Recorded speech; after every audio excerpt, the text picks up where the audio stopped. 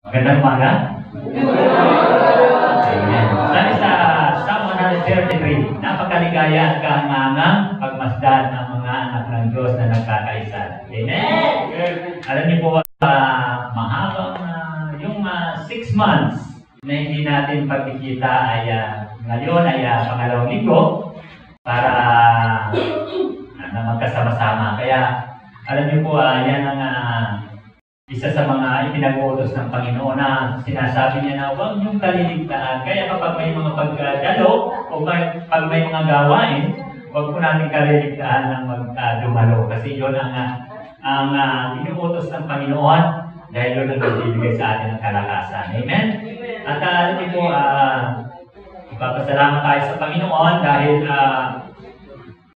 siguro bukas i-declare na yung babawasan na ang distansya sa mga basis. Yung 1 meter, kakawin na ng 0.75. Sabi ko, thank you Lord. Bakit? Sabi ko, mapapalapit ako ng konti sa distansya ko sa misis paggabi. Dati 1 meter, ang distansya namin sa tulugan. Ngayon mababawasan ng 0.25 o dito. Alam niyo po, isang bagay lamang dapat natin pagpasalamat sapagkat bagaman nararanasan sa liputan ng mundo yung pandemic, ay nagpapasalamat tayo sa Panginoon dahil andun ang protection niya, andoon yung kagalingan na pinagkakaluya sa atin. Alam niyo, nung mga time nang tayo ay nasa kasagsagan ng lockdown, alam ko na bawat isa atin nakaranas ng karamdaman, may sinisipon, may inuubo, mayroong linalagnan. Pero sa biyaya ng Panginoon ay pinagagaling tayo. Amen? Ganun po kabuti at ganun po katapat ang Diyos sa mga tao na nagtitiwala sa Kanya. At alam niyo po, ang isang magandang bagay na ginagawa ng Diyos sa Kanyang mga anak, hindi niya tayo pinagkukulang. Amen? Yun ang importante, hindi tayo nagkukulang. Amen.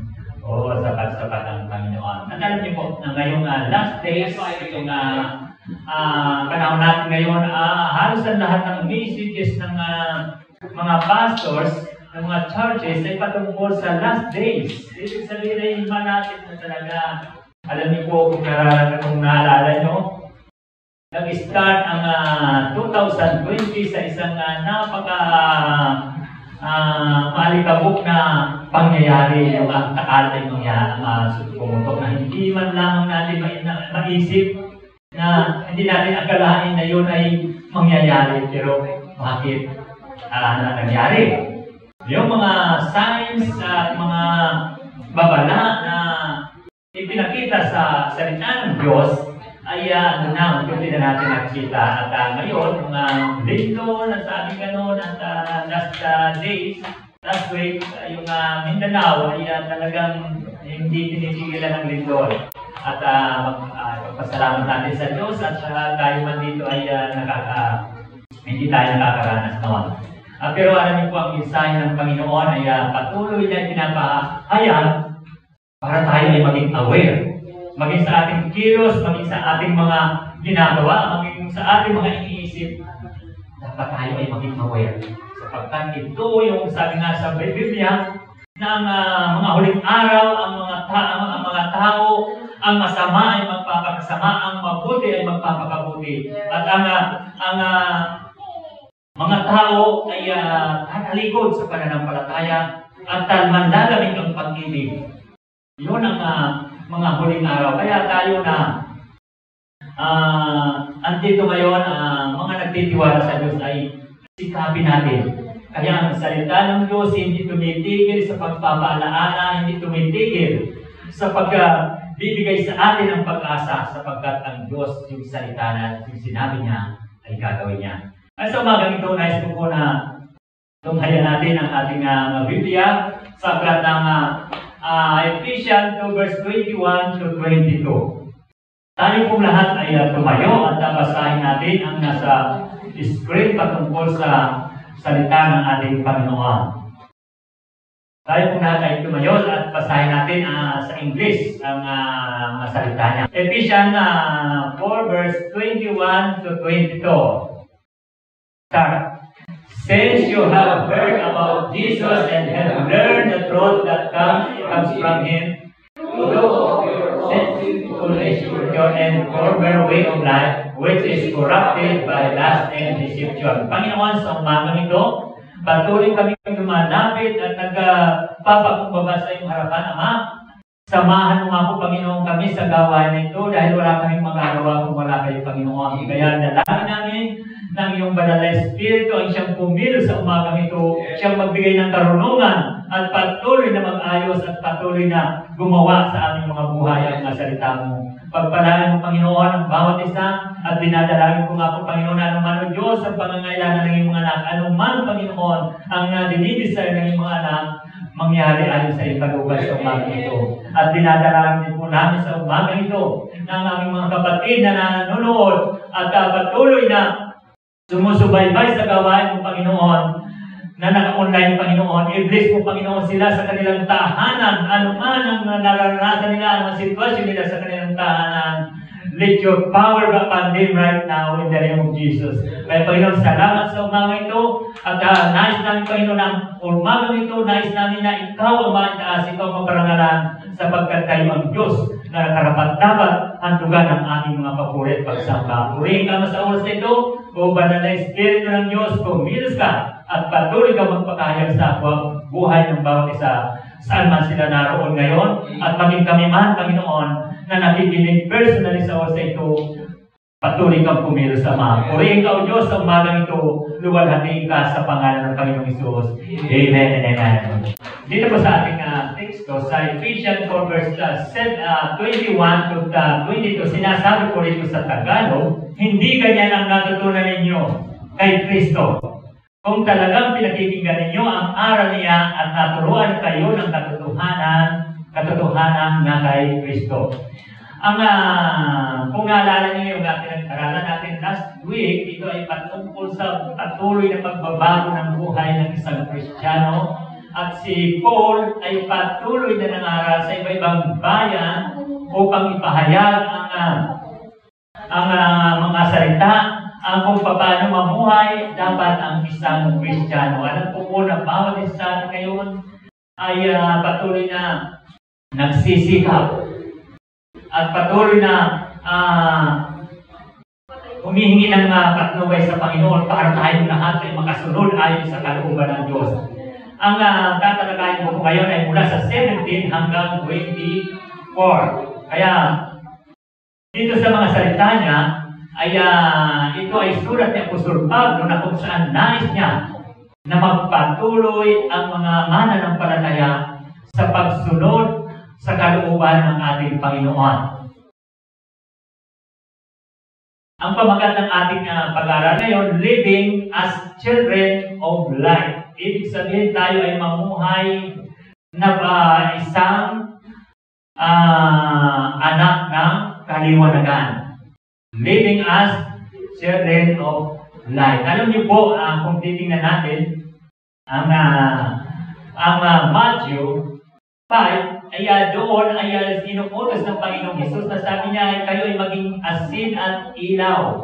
Yan ay paalala niya ng ating Panginoon sa mga mananampalataya at sa mga tagasunod ng ating Panginoon.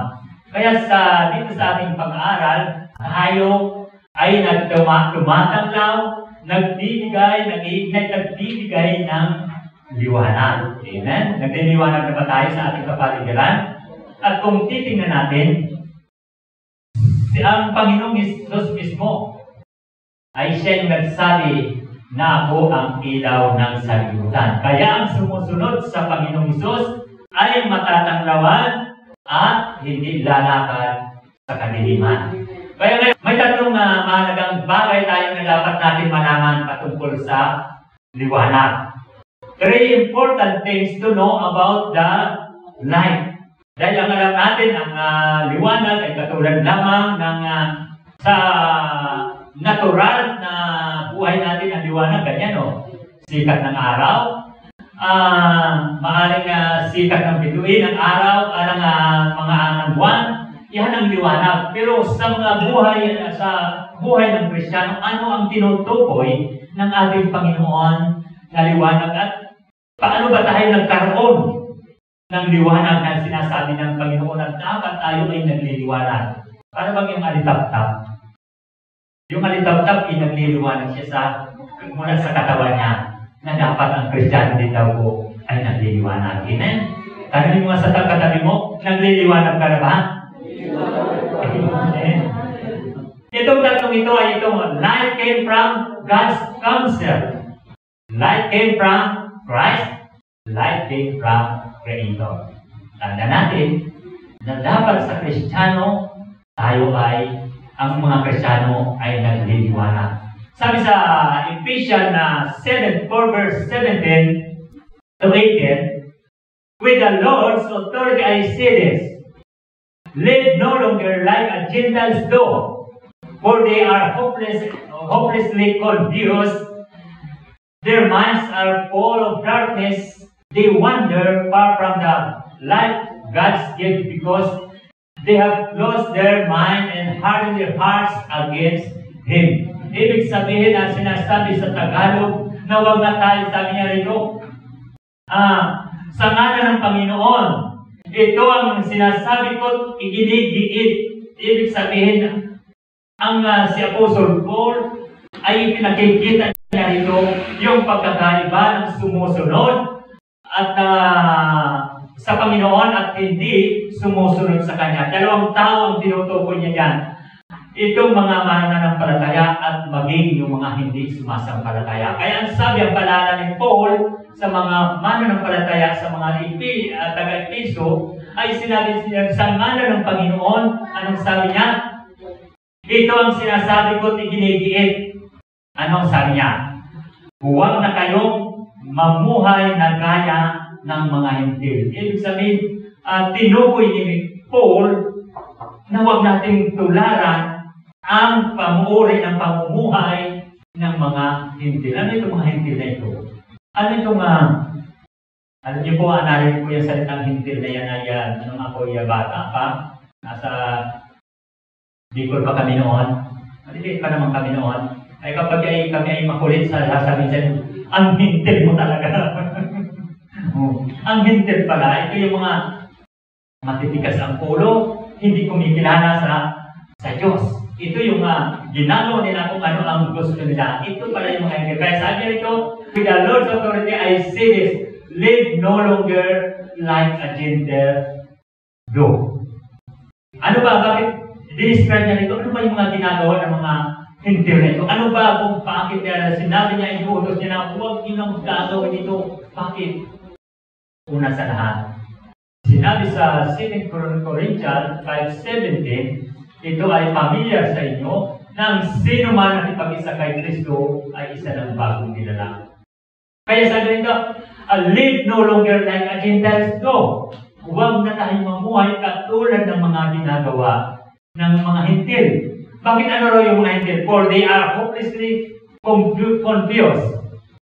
Ang sabi nito sa Tagalog, walang kabuluhan ang kanilang iniisip at their minds are full of darkness. Ang kanilang kaisipan ay talagang walang kabutihan, walang puro kasamaan. At sabi niya, they wander far from the light God's gave because they have closed their mind. Sinasabi niya rito sa Tagalog. At wala silang pag-unawa dahil sa kanilang kamangmangan at katigasan ng ulo. Wala silang bahagi sa buhay na kaloob ng Diyos. Ibig sabihin, ito yung separation. Iniuutos niya na magkaroon na tayo ng separation sa gawain ng sanlibutan, sa gawain ng mga taong hindi sumusunod sa kalooban ng ating Panginoon. Yan ay sinabi ni Paul. Bakit gusto ni Paul na ang mga mananampalataya ay isa lamang ang dapat tinutuunan ng pansin, ang maging banal. Tandaan po natin, sabi ng Panginoon, be holy because I am holy. Ibig sabihin kung yun ang gusto niya, ito yung tinuturo niya na step by step dapat nasusunod natin yung kalooban ng Panginoon. Hindi dapat nasisiparin tayo roon sa mga bagay na pinagkakaabalahan at ginagawa ng mga Hentil. Yan ang kung titingnan natin ang mga sulat ni Paul at talagang uukod ng dami ng paalaala sa mga mananampalataya na lumakad ayon sa kalooban ng Panginoon. Kaya sabi niya ito, wala silang pangunawa dahil sa kanilang kamangmangan at katigasan ng ulo. Wala silang bahagi sa buhay na kaloob ng Diyos. Kaya tayo, binagayan tayo ng Panginoon, binigyan tayo ng pangunawa na dapat iningatan natin. Kaya sabi niya ito, their minds are full of darkness, they wander far from the light God's gift because they have closed their mind and hardened their hearts against Him. Kaya ang light na nasa atin ngayon, kaya tayo ay lumalakad sa kaliwanagan ngayon, nagsisikap, amen, di ba? Nasa proseso tayo, sinisikap natin na kahit tayo tamaan ng sermon, kahit tayo ay tamaan ng salita ng Diyos, ito naman magdadala sa atin sa kaliwanagan. Dahil sa kanya light came from God's counsel, ang salita ng Diyos, yon ang nagbibigay sa atin ng payo para tayo maging matuwid sa harapan ng Panginoon. Sabi sa Romans 1 verse 21, yes, they know God, but they would not worship Him as gods or even give Him thanks. And they began to think of foolish ideas of what God was like. As a result, their minds became dark and confused. Yun ang sinasabi ni Paul sa mga taga-Roma. Kahit nakilala nila ang Diyos, siya hindi nila pinararangalan bilang Diyos, ni pinasasalamatan man. Sa halip, naghahaka sila ng mga bagay na walang kabuluhan at nalimlan ang kanilang mga hangal na pag-iisip. Ito yung mga Hentil. Ito yung mga naririnig na nila ang salita ng Diyos, naririnig na nila na may Diyos, naririnig nila ang tungkol sa Diyos, pero hindi nila kinilala ang Diyos. Sana tayo, hindi tayo katulad ng mga Hentil. Amen? Dapat tayo ay panindigan natin at tayo yung pagmulan na duling na liwanag. Kaya napakalaga tayo ay nakakapakinig ng salita ng Diyos, nakakapakinig ng mga pangaral mula sa salita ng Diyos sapagkat yun ang magre-refine sa mga buhay natin. Alam nyo, nasa refining process tayo ngayon. May mga likod pa tayo, may mga nagagawa pa tayo ng mga talagang hindi ayos, pero nagpapatuloy tayo. Ang pagbabago hindi naman agad-agad, pero sikapin natin. Sikapin natin. Huwag na, i-desire natin, huwag na, bahaliwanan natin, natural kayo sa akin. I-desire natin, alam niyo po, ako kapag nag-pray, laging hiningi ko, Lord, saniban mo ako ng iyong banal na espiritu. Ang pray ko, alam niyo, yung kapag pag sinabi mo, saniban ka, ibig sabihin, siya na mamuno sa katawan mo. Ito, banal na espiritu ng Diyos. Saniban mo ako. Ang utak ko maging utak mo, ang pananalita ko maging pananalita mo, ang kilos ko maging kilos mo. Dahil kapag hindi natin dinasire, at ibabaliwala natin yan, tao lang, no. Yung proseso natin yan.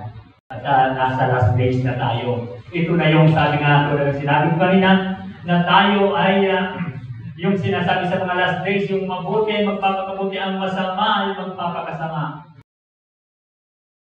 Dahil yun ang sinabi ng Diyos. Dapat tayo ay, doon na tayo, nagsisikap na, nagpatuloy na, ginagawa natin sa katulong ng Panginoon ang kalooban ng ating Diyos. Kaya sabi ng kahit na kilala nila ang Diyos, Hindi nila pinaparangalan bilang Diyos, hindi pinapasalamatan man. Sa halip, naghahaka sila ng mga bagay na walang paguluhan at nabiglan ang kanilang mga hangal na pag-iisip. Kaya nais ng Panginoon na tayo ay magsumikap, na tayo ay patuloy na i-desire natin na mabago yung puso natin. Sapagkat ito na yung panahon na talagang makikita natin yung talagang nagpapanggap, yung yung mula sa puso ang pagbabago. Ang kita natin ngayon kung talagang ikaw ay gusto lumapit sa Panginoon. Kaya kung dito sa Ephesians 4:19, they have no sense of shame. They live for a lustful pleasure and eagerly practice every kind of impurity. Sabi na itong mga binabanggit ni Paul, sabi, huwag niya na itong tularan. Huwag niya itong gawin. Sila yung mga walang hiya. Sabi dito sa 19. Sabi dito sa 19, sila ay nagugumon sa kalayan at walang kahihiyan o di man. Wala na silang natupag kundi bawang kalaswaan. Sabi ng Paul. Ano sabi niya rin sa una? Kaya sinasabi ko sa inyo, sa ngalan ng Panginoon, sabi niya, huwag na kayong mamuhay gaya ng mga gaya niya. Sinabarayog na tayo. Inalis na tayo doon sa dati. Di ba? Lahat naman tayo galing sa kadiliman. Lahat naman tayo, hindi natin yung alam yung kaliwanagan. Dati naman tayo ay ginagawa natin yung ginagawa ng mga hindi. Pero ngayon, sabihin mo sa katabi mo, hindi na ngayon. Hindi na ngayon, kapatid. Binago ka na ng Diyos. Binago na ang pamumuhay mo. Binago na ang buhay mo. Inalis ka na doon mula sa kadiliman at sa kaliwanagan ka na ngayon. Bakit? Dahil sa salita ng Diyos. Dahil sa Panginoong Hesus. Kaya ngayon, nasa liwanag na tayo. Dapat, wala nang nakikita sa atin na dilim, kundi nakikita natin si Kristo, nakikita si Kristo sa buhay natin. Ano man, maging sa ginagawa, maging sa pananalita, maging sa pag-iisip, dapat nakikita ang kaliwanagan ng sanlibutan sa buhay natin. Kapagkat kapag hindi nakikita yan, mamaya dadaan natin yan. Kapag hindi nakita liwanag na yan sa akin, maaaring questionable yan sa makating question mark kung ikaw nga ba ay Kristiyano o ikaw nga ba ay impostor. Kaya they have no sense of shame. They live for lustful pleasure and eagerly practice every kind of impurity. Ano na tayo ko? Distansya na tayo doon. Sinasabi ni Paul.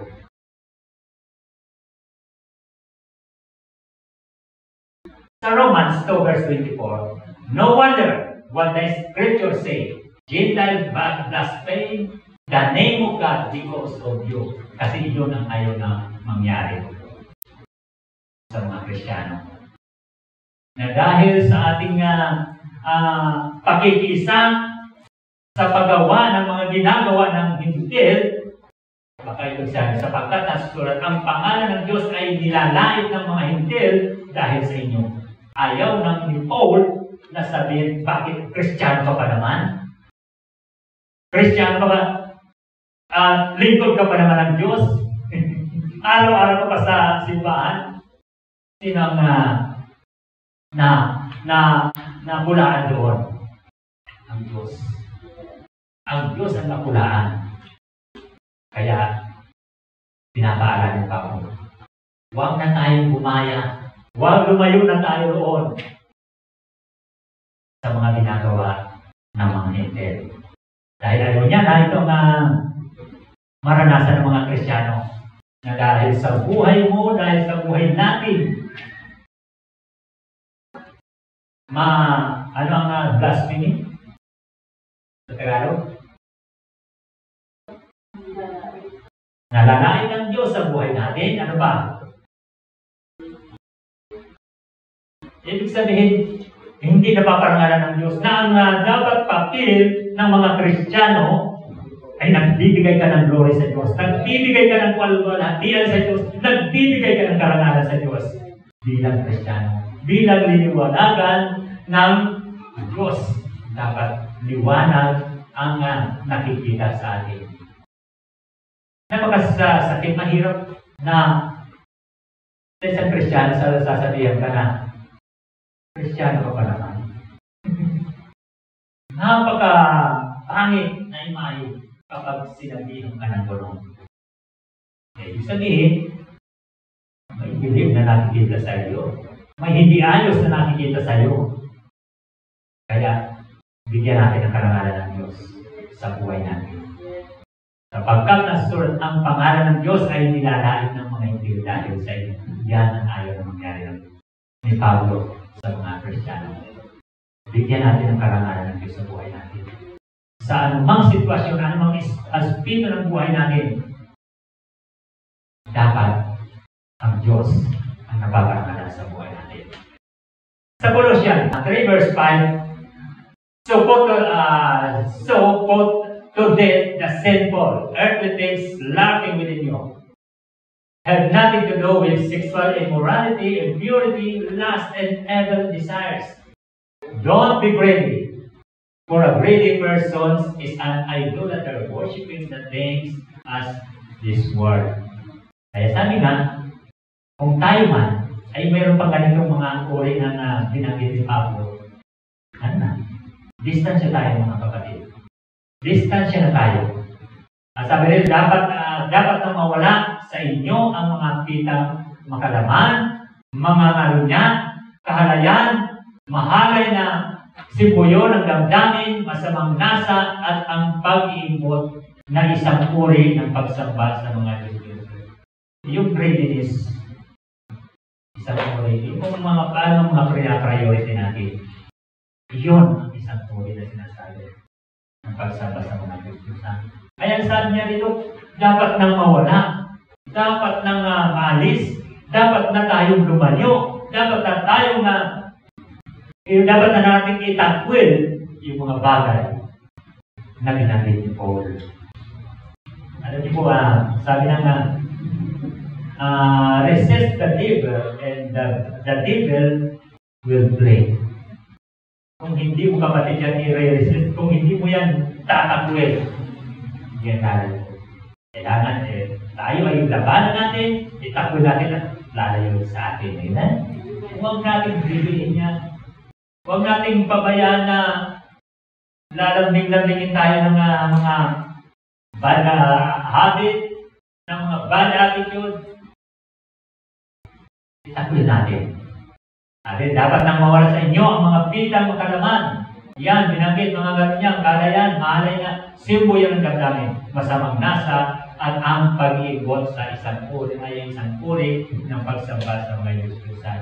Last week, sa kalutong lang yung ating napag-aralan last week. Sapagkat yun ang gusto ng Panginoon. Na sa mga huling araw, dapat tayo ay nagpapatuloy na nagiging maayos sa harapan ng ating Panginoon. Saan parang galing yung liwanag na nasa atin ngayon? Yung liwanag na sinasabi ng Panginoon na dapat tayo ay nagliliwanag. A light came from Christ. Tanda natin yan. Di ba sinabi ko kanina na ang buhay natin tayo ay galing sa kadiliman, pero dahil sa Panginoon, dahil sa pananampalataya natin sa Panginoon, ay tayo ay binigyan ng liwanag mula sa ating Panginoong Hesus. At ito yung sinasabi ng Panginoon na dapat yung ginagamit natin. Sabi sa Ephesians 4 verse 20 to 21, but that isn't what you learn about Christ, since you have heard about Christ and have learned the truth that comes from Him. Sa Tagalog, sabi niya, hindi ganyan ang natutunan ninyo kay Kristo. Amen? Hindi ganyan yung natutunan ninyo kay Kristo. Kung sabi niya ito, kung talagang pinakinggan ninyo ang aral niya at naturuan kayo ng katotohanan na kay Kristo. Ibig sabihin, tayo ngayon naging matuwid sa harapan ng Panginoon. Kaya tayo ay naging righteous, naging nagkaroon tayo ng liwanag ngayon. Dahil kay Christ. Dahil kay Kristo. Kung wala si Kristo, nasa din pa tayo. Amen? Kung wala tayo, kung hindi tayo lumapit sa Panginoon, nasa kadiliman pa tayo. Kung hindi tayo sumunod sa Panginoon, nasa kadiliman pa tayo. Andun pa rin tayo sa dating ginagawa natin. Kaya salamat. Kaya sabi niya rito, mag-iba na kayo. Dahil hindi naman yung ganyan ang tinuro sa inyo ng Panginoong Isus. Sabi rito, hindi ganyan ang natutunan ninyo kay Kristo. Mag-iba na kayo. Iba na kayo ngayon. Kayo ay mga anak ng Diyos. Kayo ay mga anak ng liwanag. Amen? Anak tayo ng Diyos. Kaya kung ano ang Diyos, kung ang Panginoong Isus ang pinagmulan ng liwanag, tayo mga anak ng Diyos ay anak ng liwanag. Amen? Yan ang sinasabi ni Paul, na ganyan, hindi ganyan ang natutunan ninyo. Kaya pa. Dito, kung talagang pinakikinggan ninyo ang aral niya at naturuan kayo ng katotohanan kay Kristo.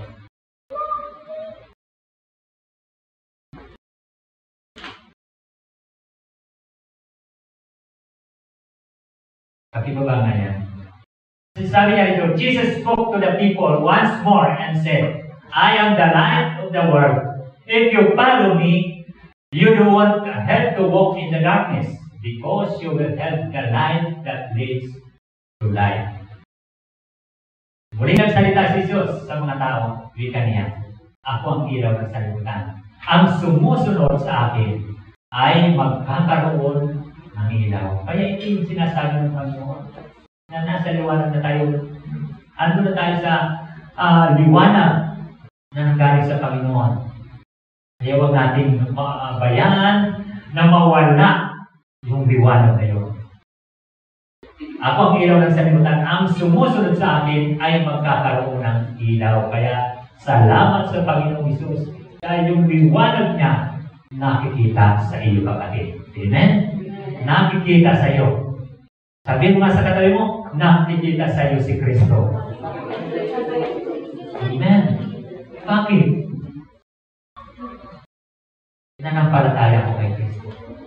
Kaya sabi nito, ang sumusunod sa akin ay magkakaroon ng ilaw na nagbibigay buhay at di nalalakad sa kadiliman. Kaya ang kabilin-bilanan ni Paul sa kanyang mga salita dito sa binasa natin kanina, na sabi niya, sinasabi ko tiginigit, huwag na kayong mamuhay na gaya ng mga hintil sapagkat, sabi rito niya ay, ang sumusunod sa akin ay magkakaroon ng ilaw na nagbibigay buhay at di nalalakad sa kadiliman. Kaya kapag tayo ay natisod, ay baka kung hindi mo nakita hidarahan ng madilim. Kaya dapat wala nang natitisod. Amen? Na ibig sabihin, nakikita mo na yung ilaw, nakikita mo na yung liwanag ni Kristo na sinusundan mo at hindi ka na matitisod. Amen? Sabihin mo rin sa katabi mo, huwag ka na matisod. Amen? Dahil ang natitisod ay yung lumalakad sa kadiliman. At tandaan natin, ito yung pangako ng Panginoon. Sabi dito, ang sumusunod sa akin ay magkakaroon ng ilaw na nagbibigay buhay. Yung pinakamahalaga doon, yun ang gusto ko rin. Na buhay na binibigay ng Panginoon sa atin. Sabi dito, don't participate in the things these people do. For once you were full of darkness, but now you have light from His Lord. So live as people of light. For this light within you produces only what is good and right and true. Napakaganda ng salita, mga inanong Paul. Napakaganda. Nasabi rito, kaya huwag kayong makikisangkot sa kanila. Dati nasa kadiliman kayo, Ngunit ngayon, nasa liwanag sapagkat kayo'y nasa Panginoon. So, yun ang paalala ni Paul na lagi nating isipin na sabi ito, inalis na ako roon sa kadiliman. Inalis na ako ng Lord doon sa dati kong buhay. Inalis na ako doon sa pagkakasala. So dapat, ang sabi niya dito, ngunit ngayon, nasa liwanag sapagkat kayo'y nasa Panginoon. Nasa liwanag ako ngayon. Hindi na ako pupunta sa kadiliman. Amen? Hindi na ako kagawa ng mga ginawa ko nung una sapagkat ako ay nasa liwanag dahil sa Panginoon. Mamuhay kayo gaya ng nararapat sa mga taong naliwanagan sapagkat ang ibinubungan ng pagmumuhay sa liwanag ay pawang mabubuti, matuwid, at totoo. Ibig sabihin, yung may mga palatandaan ang tao, ang mga nanampalataya. Kung siya ay nasa liwanag. Bakit? Ano daw ang bunga? Pamumuhay sa liwanag ay pawang mabubuti, matuwid, at totoo. Kaya, kapag ang mananampalataya ang Kristiyano ay may walang bunga niyan, mabuti, matuwid at totoo, delikadong pag-aandap-andap pa siya. Pero may liwanag-andap pa, amen? Kailangan pagnasin natin yan. Ibig sabihin na pagsikapan natin yan, na talagang lumiwanag si Kristo sa buhay natin. Kaya nakapaganda kapag yung mga talata na yan, sabi niya, dati kayo na, galing na kayo roon. Nagliliwanag na kayo ngayon. Amen? Sa 1 Thessalonians 5 verse 5, for you are all children of the light and of day. We don't belong to the darkness and night. Ibig sabihin na sabi sa dahil kayo ay nasa liwanag at hindi na kayo nasa liwanag at kayo nasa panig ng araw. So, huwag na kayong at hindi na kayo kasama sa kadiliman o sa gabi. Throw off your old sinful nature and your former way of life, which is corrupted by lust and deception. Yun ang utos ni Paul. Yun ang ipinagdidiinan niya na talagang humiwalay na tayo, pumukus na tayo kung ano ang kalooban ng ating Panginoon. Throw off your old sinful nature and your former way of life, which is corrupted by lust and deception. Sa Acts 13 verse 47, for the Lord gave us this command when He said, I have made you alive to the Gentiles, to bring salvation to the farthest corner of the earth. Sabi niya yan, pagkat ganito ang iniutos sa amin ng Panginoon, inilagay kita na maging ilaw sa mga hintil upang maibalita mo ang kaligtasan hanggang dito, hanggang sa dulo ng daigdig. Yung palang purpose natin. Kaya para tayo lalapit sa mga hintil, hindi para gawin ang ginagawa nila. Kaya para tayo ay pinalalapit sa mga hintil, hindi para gayahin ang ginagawa nila, kundi magbigay ng liwanag sa kanila at kaligtasan. Yan ang purpose. Hindi naman tayo sinasabi na layuan natin sila, kundi yung ginagawa nila ang lalayuan natin. Ang purpose niya, lalapit tayo sa Kanya para ibalita ang magandang balita ng kaligtasan. Amen? Sapagkat ganito ang iniutos sa amin ng Panginoon. Inilagay kita na maging ilaw sa mga hintil upang maibalita mo ang kaligtasan hanggang sa dulo ng daigdig. Ibig sabihin, yung nasa dilim, liliwanagan mo. Amen? Yung mga lumalakad at yung mga gumagawa, dahil yun naman ang gawain nila, bibigyan mo ng kaliwanagan. Amen? Yun ang papel natin. Magbigay ng liwanag sa mga hintil, hindi gawin ang mga ginagawa ng mga Hintil. Yan ang sinasabi sa Acts 13, verse 747. Maliwanag na tayo ay hindi tayo lalayo sa kanila, kundi lalapit para magbigay ng liwanag. Hindi para kunin o gawin ang ginagawa nila. Saan pa nagmula ang liwanag na ibinigay sa atin, na nasa atin ngayon? Light came from Creator. Creator is God. Ito yung lumikha ng, sabi nga sa Genesis, 1 verse 3 ata yun. Let there be light, and there was light. No, di ba? Mismo ang Diyos, mismo ang naglikha ng liwanag. At tunay na ang Diyos ang pinagmumula ng liwanag. At kung babasahin natin ang Revelation, ano yung sinasabi niya? Nasa kabilang langit, yung heaven, yung new heaven and new earth, wala nang araw doon. Wala nang sisikat na araw, wala nang bituin, wala nang buwan. Sapagkat ang liwanag, magmumula mismo sa trono ng Diyos. Amen? Magmumula mismo sa Kanya. Kaya dito sabi, instead, let the Spirit renew your thought and attitude. Magbago na kayo. Kaya ibig sabihin, baguhin na natin ang ating mga sarili. Na yung liwanag kayo na nasa atin ay galing sa Diyos mismo.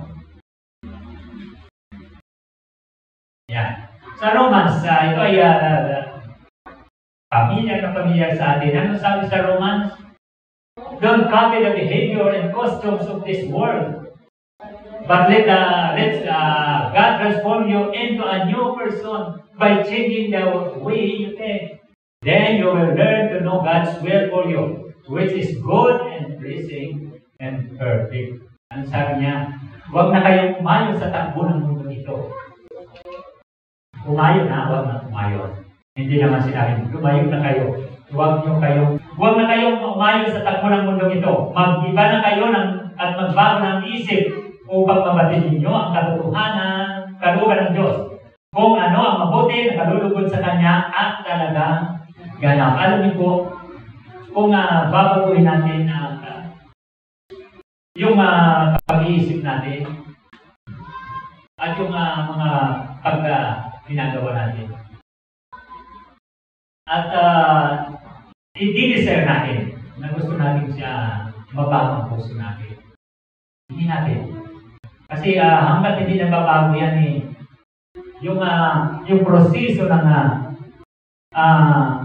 pagbabago natin ay talagang maaaring mabagal, maaaring hindi gagalaw, gano'n at gano'n pa rin hanggang sa makikita mo parang gano'n pa noon, hanggang ngayon gano'n pa rin. Kapatid, sabi dito, don't copy the behavior and custom of this world, but let God transform you into a new person by changing the way you think.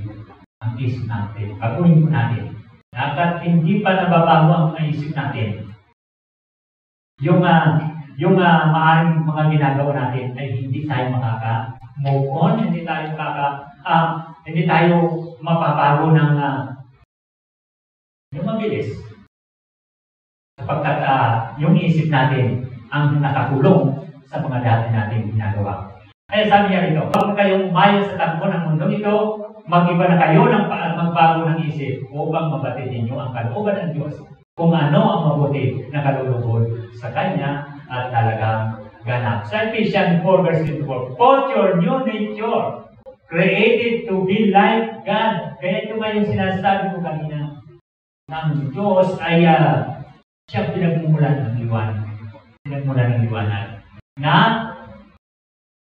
in-impart sa atin, na ibinigay sa atin. Kaya ito, put on your new nature, created to be like God, truly righteous and holy. Doon tayo papunta. Doon na tayo papunta mga kapatid. Doon na, ito yung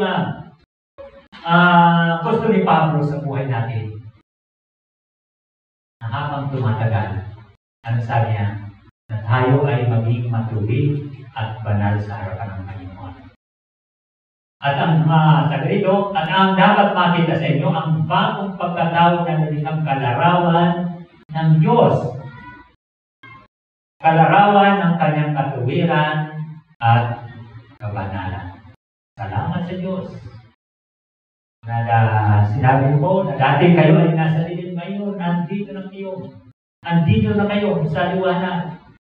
So, paalala ko na huwag na tayo tumayang. Sapagkat ang Diyos ay yun ang talagang original plan sa buhay natin. Maging righteous tayo, maging holy tayo. Bakit? Ano ang purpose noon? Adi ko yan, holy. Di holy.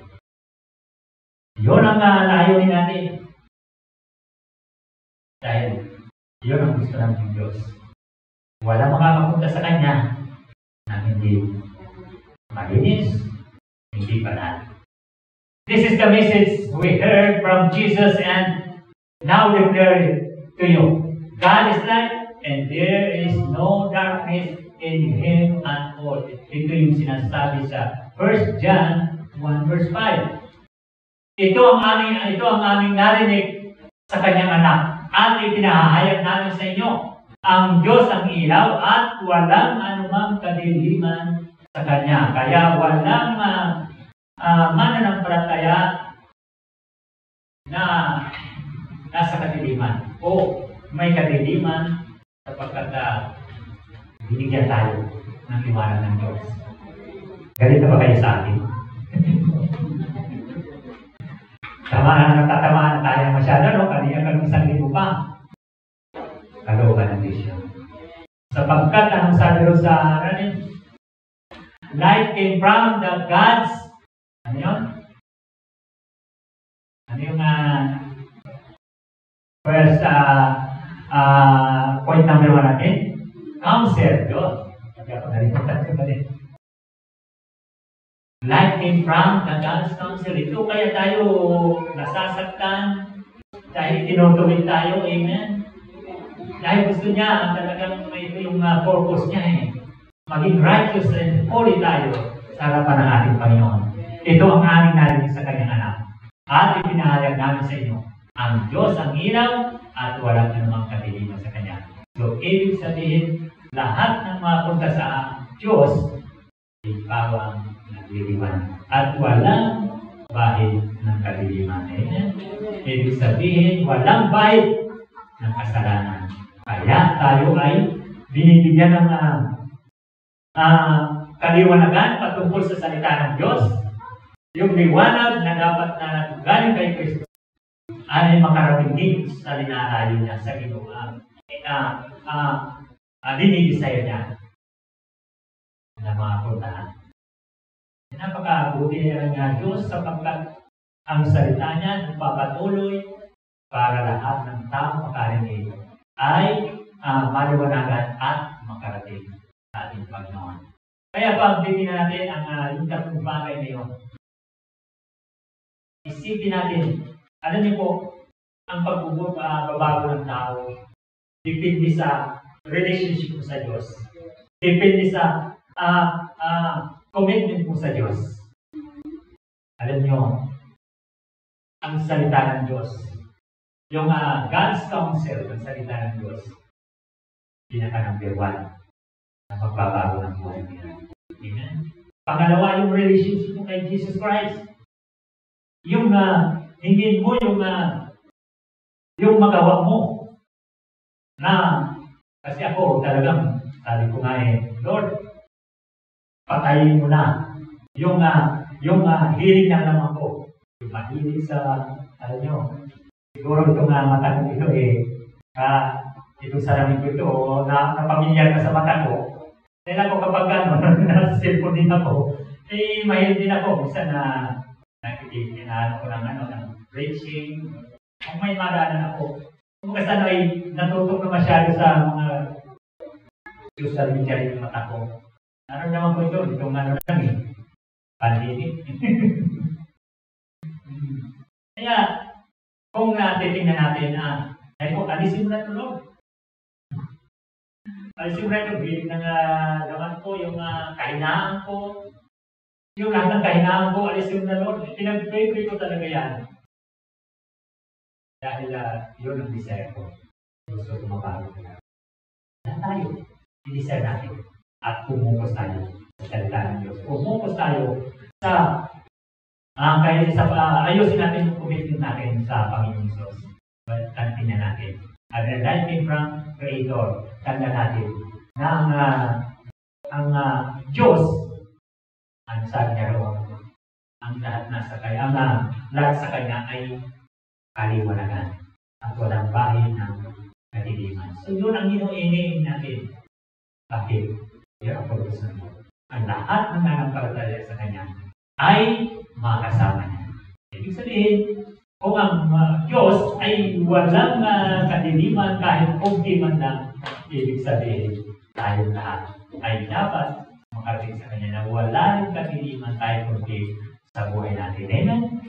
Dahil yun ang ano pa para tayo nagsisimba kung hindi tayo nababago? Ano pa tayo nakikinig ng salita ng Diyos kung hindi tayo hihiwalay sa mga gawa ng sanlibutan? So, yung ibig sabihin ng Paul, na dapat tayo nagsisikap. Amen? Panginoon, sa Osedo, maraming salamat sapagkat kayo ay Diyos na tapat, kayo Diyos ay patuloy na nagbabago sa buhay ng tao. Kaya maraming salamat. Dahil sa kabila ng aming mga pagkukulang, sa kabila ng aming mga pagsuway, andun pa rin, Panginoon. Pinaririnig mo sa amin ang mga salita mo upang kami mabago. Patuloy na pinapaalala mo sa amin para kami maging matuwid sa iyong harapan. Kaya, Panginoon, maraming salamat na hindi mo kami, Panginoon, pinapabayaan. Na hindi mo kami pinapabayaan na kami manatili sa mga old nature ng aming buhay. Ama, salamat sa umagang ito. Ang dalangin ko nga po ang Diyos na patuloy mo kaming gabayan at mabayan ng iyong banal na Espiritu. Purihin ka, Diyos, sa umagang ito. Luwalhatiin ka sa pangalan ng aming Panginoon Jesus na aming tagapagligtas. Amen.